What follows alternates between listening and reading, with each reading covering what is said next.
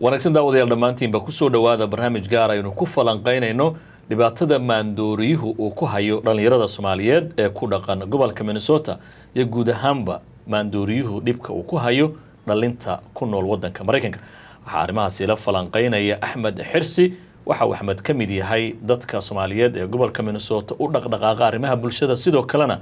waxa uu ka mid yahay dhalinta ku koray qurbaha ee garanaya dhibaatada ay maandooriyaashu u geystaan dhalinyarada. Axmed, ku soo dhow barnaamijka muuqaalka VOA. waa dhawahay. Assalaamu calaykum, waa mahadsantahay. Bal marka hore waxaad ii sharaxdaa maandooriyahan maalmahan ku soo badanaya dhalinyarada Soomaaliyeed ee gobolka Minnesota ee aadka loogu la'aanayo, carruurta ay u dhimanayaan, qaarkood la arkayo iyagoo wadooyinka daadsan, ambalaasyada loo wacayo, maxay yihiin? Horta maandooriyaha horta waa kaniini ay dhalinyarada isticmaalaan. Kaniinigaasna wuxuu u kala baxaa laba qaybood. Kaniinigaas waa mid run ah iyo mid aan run ahayn oo guriga lagu sameeyo. Marka maadaama carruurta aysan heli karin kan runta ah, kii kale isticmaalaan. Marka waa kaniini halis u ah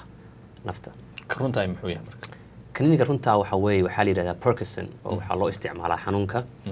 waliba xanuunka yar loo isticmaalaa oo maaragtay short term markuu qof la qalo suusa xataa jirkiisa uusan u baran because waa kaniini halis ah hadduu jirkaaga barto waxaad ku noqonaysaa addicted wax loo yaqaano. Marka kaas waa kan wanaagsan oo dhakhtarku inuu kuu qoro oo prescription loo baahan yahay. Kan kalena waxa waaye mid aan ahayn kii runta ahaa oo u eg markay ciyaalka sameynayaan ama ragga gado.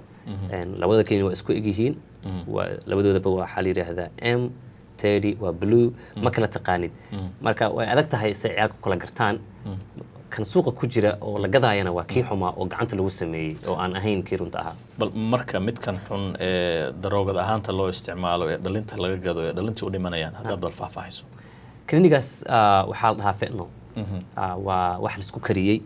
waxyaabo badan oo la isku daray oo yani heroin ku jirto, yani guriga lagu sameeyaa oo rag baa ka ganacsado oo wax ma Soomaalida kaliya ma saameeyo run ahaantii, laakiin waa kaniini Mareykanka oo dhan ku jiro. Dhaawaca uu dadka u gaarsiiyana waa halis sababtoo ah qiyaastii iyo waxa ku jiro waa ka xoog weyn yahay kaniiniga kaleeto oo wax runa maahan. Sidee marka ay dhalinyaradu ku bilaabaan kaniiniyadan sideese uu saameyntan faraha badan ee dhimashada iyo dhaawaca maskaxda ugu keenaa dhalinyarada? Kaniinigan fentanyl loo yaqaano wuxuu dhibaatada weyn oo dhalinyarada ku hayo waxa waaye number 1 asagoon run ahayn iyo number 2 siday u qaadanayaan. Kaniiniga markay qaadanayaan waa jijibiyaan, gacantay ku saaranayaan, calaacashay saarayaan, sankay ka qaadanayaan. Markay sanka ka qaataan kaniiniga isla markii wuxuu galayaa maskaxda.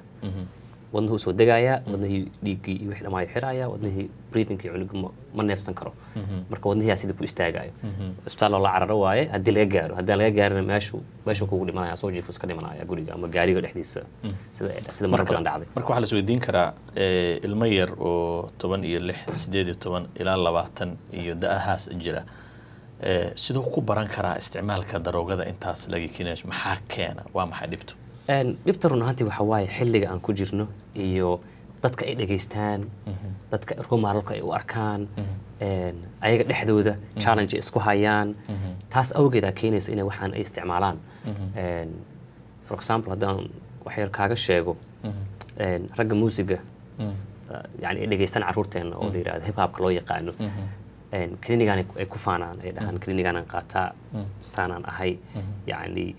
you know hadda kaniinigan qaadatay adigana levelkayga soo gaaraysa oo waxa noqonaysa nin laga baqo qatar ah oo yani geesi ah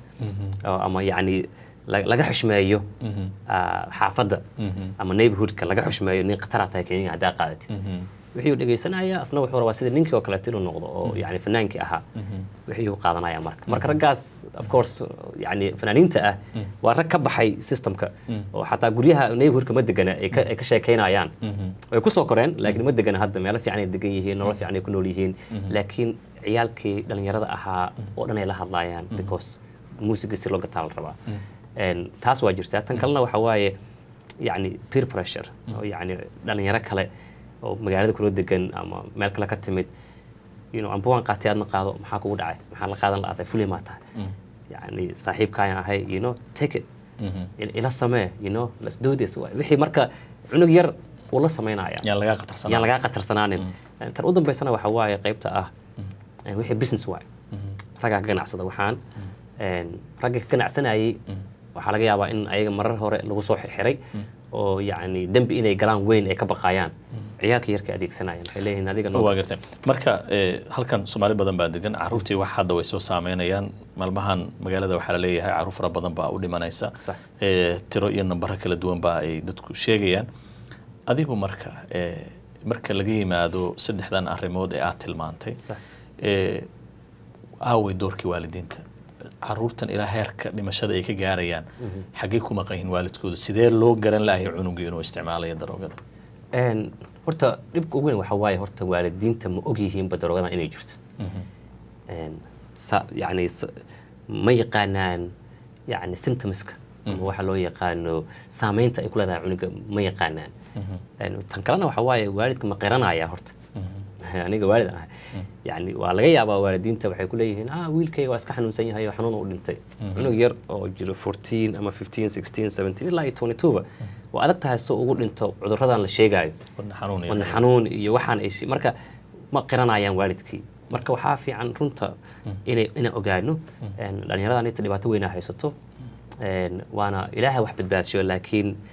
haddii anaga aan howlgalno waxa ka qaban karnaa waalidiinta iyo dhammaan bulshada marka dhibaatadan marka daroogada dhalinyaradu u dhimanayso ma wax dadkeena Soomaalida ku kooban kaliya gobolkan iyo dalka Mareykanka mase waa dhibaato guud oo wadanka jirta dhibaatadan dhibaato guud waay waliba way ku yartahay state-keena marka la fiiriyo nambarada marka la fiiriyo anaga waxaan ognahay dhalinyaradeena Soomaalida ah oo run ahaantii community ahaan hadaa fiirisid inta aan la egnahay inta naga dhimanayso way badan tahay laakiin tan waa mid saameyn weyn ku haysto magaalooyinka weyn oo Mareykanka oo dhan bulshada degan wadankan oo dhan ilmahooda dhibkan way qabaan xalku muxuu yahay sidee xal loogu heli karaa dhibaatadan maandooriyaha ee haysata guud ahaan wadanka Mareykanka laakiin annaga tan haysata dhalinyaradeena iyo caruurteenu ay maalinta kadib isticmaalkeeduna ay ku soo badanayaan marmarka dambaysa horta xalka waxa waaye horena waan ku eri horta ilaahay wax badbaasho ilaahayna badbaasho caruurtan ilaahay noo xafido aniga wiilaan leeyahay 14 sano jira Cadnaan waalidiinta waxaa laga rabaa inay ogaadaan horta kaniinka inuu jiro dhaawac u gaarsiin kara caruurta inay ogaadaan inay og yihiin kaniinkan meesha laga soo gato iyo suuq ciyaalkooda ay yani u qaataan dhibaatada uu keenaa horta inay og yihiin oo ay qirtaan inay cudurkan uu jiro dhibaatadana community ay ka jirto tan labaadna waxa waaye in caruurteena la sheekaysano in caruurteena ka warhayno in aan saaxiib la noqono oo aan ogaano xataa muusiga ay dhageystaa inaan dhageysano si aan yani ugu sheegno inaysan waxaan run ahayn oo waxaan ay been iska tahay because waxaan ilmo yar waaye raga weyn waa ku jiraan aqli leh laakiin still ayagoo yar ay bilaabeen haddana way u dhimanayaan laakiin caruurta tan ugu weyn oo loo baahan yahay waxa waaye waalidiinta inay caruurta la sheekaystaan inay ka warhayaan hadduu jiro language barrier iyo waxaas kale waa laga hadli karaa laakiin tan hadda ugu weyn oo aniga aan aaminsanahay dhibka ka jira meesha waxa waaye waalidkii aan qiranaynin dhibaatada caruurtooda hayso ama aan ka warhaynin door intee la eg baa jaaliyadda uga bannaan arrintan si wada jira in looga hortago mararka qaar waxaa dhacda in jaaliyaddu isku eedeyso in uu jiro in la gabay caruurtii jaaliyadda doorkee uga bannaan badbaadada dhalinyarada Soomaalida gobolka horta community leaderska wax weyn ay ka qaban karaan arrintaanito sababtoo ah mentorship programs la bilaabi karaa organizationaan leenahay waa la iska warhayn karaa caruurtan waalidiinta aan luqadda ay ku adag tahayna waa la caawin karaayo dadka anagoo kala ataa u adeegi karno laakiin waalidkay ku xiran tahay mar kasta haddii adiga aad cunugaaga noloshiisa aad ka maqan tahay ama aadan ka warhaynin waqtigu imaanayo waqtigu baarkaha aadayo yuu la socdaa yuu dhegaystaa caafimaadkiisu suu yahay saansaantiisu say tahay haddii aad war aadan ka hayninba waa iska mahadsan tahay ma dhihi karti tomorrow cunugaygii maaragtay